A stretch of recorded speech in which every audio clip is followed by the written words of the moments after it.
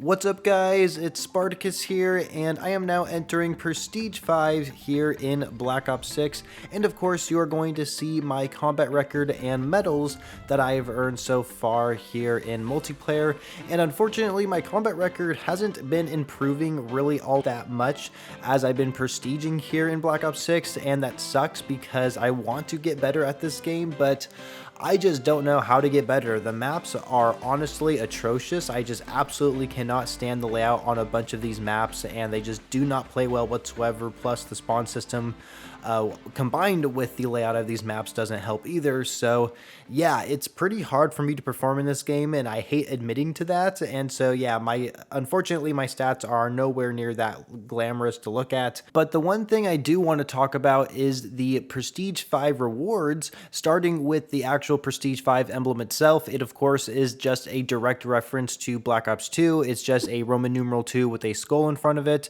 Pretty self-explanatory. I mean, it's pretty nostalgic every time I look at that, because for me Black Ops 2 is like the best Call of Duty game ever made, and it's extremely nostalgic anytime I see something that is related to Black Ops 2. And of course the other rewards you get is a Battle for LA loading screen, a Gobblegum pack, a Claw emblem, a Cordis DI spray, and an Absolute Lost Toro skin, which of course just makes you look like Raul Menendez. And I think that's the big reason why I really like the Prestige 5 rewards compared to the Prestige 4 rewards, which I basically bashed on in my last Prestige video. And that's because you actually get a skin for your operator, where you didn't get an operator skin when you Prestiged 4, and I thought that was really dumb. And so I really feel like you should have a operator skin each time you do Prestige. I just think it makes sense to have that type of standard reward, not just every other Prestige or however they want to disperse it, you know. But either way, I am a big fan of these rewards.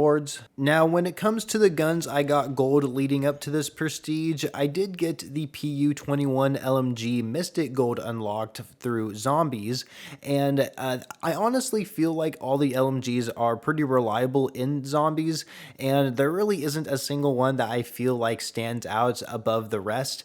And so the PU-21 is fairly reliable. Mystic gold was really no problem to earn whatsoever, and so I'm still trying to work on it getting it gold in multiplayer. But for the KSV, I did end up getting that gun gold in multiplayer, but I did have the majority of headshots done in prior prestiges, and that's mostly because I wasn't really solely focused on this gun and trying to get it done as quick as possible. Really, anytime there was a map that came up in the rotation that was like relatively small, maybe it was Nuketown or Payback for example, I would always rock that KSV as a close range kind of created class setup. And so eventually I got all my headshots done, and now I finally have it gold through this Prestige. The other gun I got gold is the SWAT 556 tactical rifle, and of course this and the AEK are the two burst tactical rifles in the game, and out of the two I think the SWAT is the worst one. And it's not to say that the SWAT is necessarily a bad gun to use,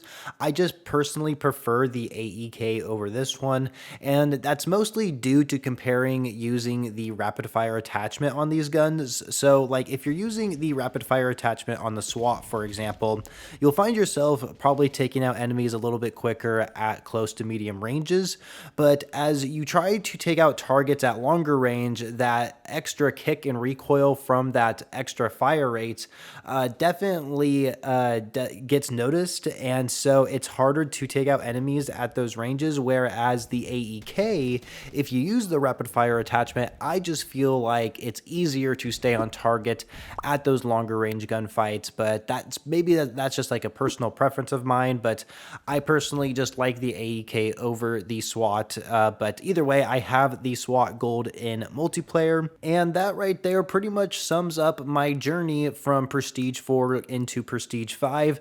There really isn't too much that happened in terms of what I've completed in the grind so far.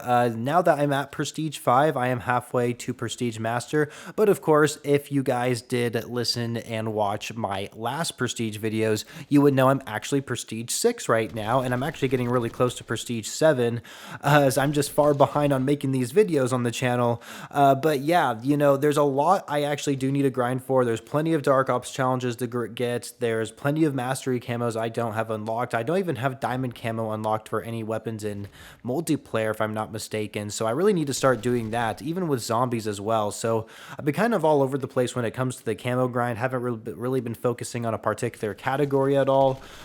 So yeah, anyway, it's been a slow journey, a slow but steady journey. I do want my stats to get better in multiplayer. That's something I definitely want to improve on. And we'll just have to see how that ends up being near the end of the Prestige videos, I guess. So anyway, that's it for the video, you guys. I hope you enjoyed it. Make sure you leave a like if you did. Subscribe to the channel if you're brand new and want to see more of these Prestige videos, and of course other Call of Duty content on the channel. And I shall catch you guys later.